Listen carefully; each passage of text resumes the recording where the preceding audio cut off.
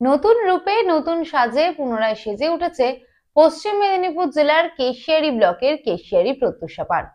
আজ 25শে ডিসেম্বর আর আজকের দিনে হাজার হাজার মানুষ কিন্তু ভিড় জমিয়েছেন এই পার্কে। আমাদের প্রতিনিধি অনুপম রয়েছে এই নবরূপে সজ্জিত পার্কে। সরাসরি চলে যাব অনুপমের কাছে।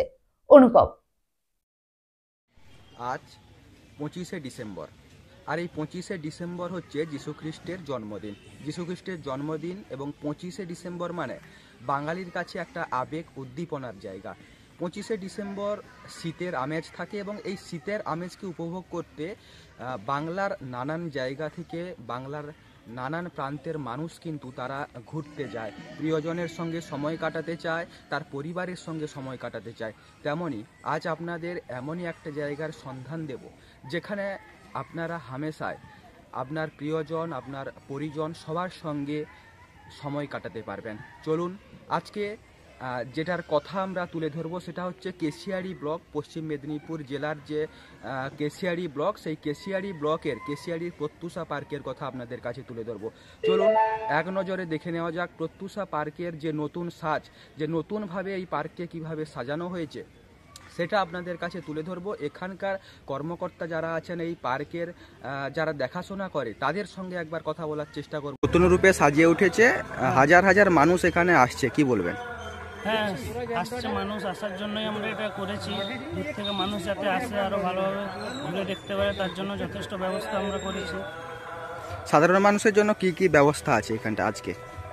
এমনি সাধারণ মানুষের জন্য যেমন সব দিন যেমন থাকে এইভাবেই আছে, সব কিছু সাজানো গোছানো আছে। আরও বাগান ভালোভাবে সাজানো হয়েছে যাতে মানুষের আকর্ষণ বাড়ে। বোটিং আছে।